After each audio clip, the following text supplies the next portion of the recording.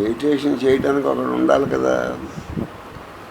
ఉన్నాడని అడుగుతాడు, వాళ్ళు లేకుండా మెడిటేషన్ అనేది ఉన్నాడు అంటారు. ఆడేవాడు అంటారు, మనం ఆడే దొంగ అంటారు. వాడు చేసేవాడు దొంగలు. చేసుకోమని చెప్తారు, వద్దంటే మెడిటేషన్ మంచిదని చెప్తారు. మళ్ళీ నెక్స్ట్ ప్రశ్న ఏంటంటే వాడు ఉన్నాడా చేసేవాడు ఎవడన్నా. మెడిటేటర్ లేకుండా మెడిటేషన్ ఉండదు. శరీరం లేని వాడికి రోగమే ఉంటుంది, బాడీ లెస్ వాడికి రోగమే ఉంటుంది. మెడిటేటర్ లేకుండా మెడిటేషన్ ఉండదు. ఆ మెడిటేటర్ ఎవడదు, వాడే నేరస్తుడు.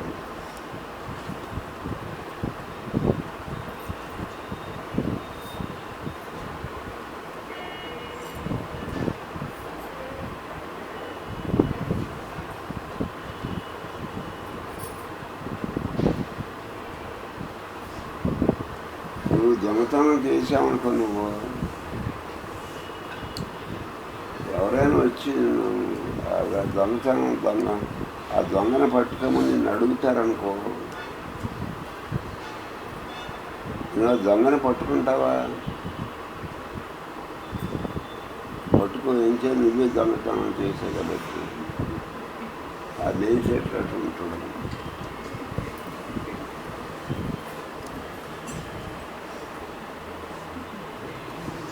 పట్టుకోకపోయినా పర్లేదు, నీ కంగారు పడకుండా పట్టుకుంటామని చెబుతావు.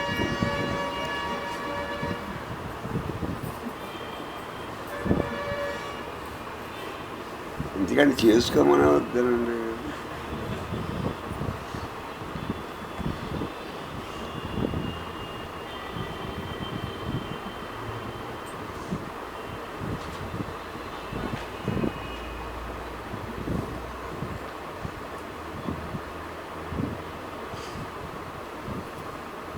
ఏదో చేయటం వల్ల ఏదో రావచ్చు, కానీ ఇది రాదని. ఏది జ్ఞానం, ఏదో చేయటం వల్ల ఏదో రావచ్చు. ఇప్పుడు నువ్వు ఇల్లు కట్టుకుంటున్నావు, ఇల్లు వస్తుంది. అలా ఏదో చేయటం వల్ల ఏదో రావచ్చు, కానీ ఇది రాదని. ఏదో చేయటం వల్ల వచ్చేది కాదని. అలాగని చేసుకోండి అని చెప్తారు.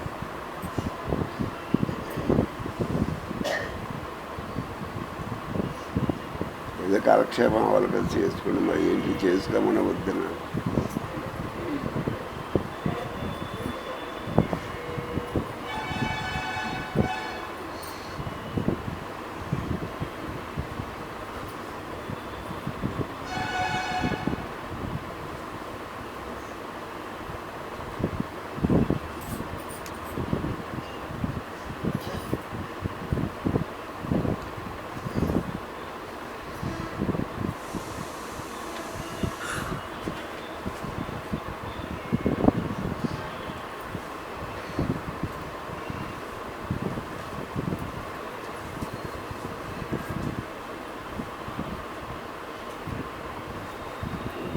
భగవాన్ హాల్ ఉంటుంది కదా, ఏదో చిన్న హాల్ ఉంది భగవాన్ తెలుసు.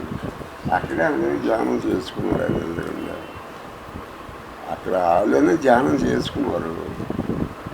అంటే ఆయన కూడా మాట్లాడరు కదా, ఎవరైనా అడిగితే చెప్తారు అంతే. లేకపోతే అందరూ అక్కడ ధ్యానం చేసేవాళ్ళే. ఎవరైనా వీళ్ళందరూ బాగా ధ్యానం చేస్తారు. అది ఏం చేసుకున్నారో మనకేం తెలుసు, కళ్ళు మూసిపోతున్నారు. అది లోపల ఏం చేసుకున్నారో మనకేం తెలుస్తుంది. కళ్ళు మూసుకున్నారు.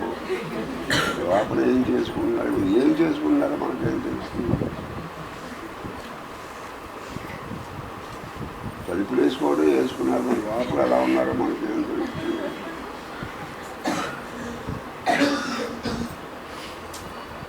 ఇవన్నీ కోతి మాటలు కదండి.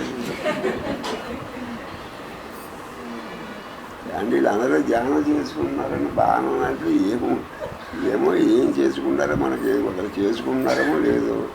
అందరూ కళ్ళు మూసుకున్నారు. మరి వాళ్ళకే తెలియాలి లోపల ఏం చేసుకున్నారు.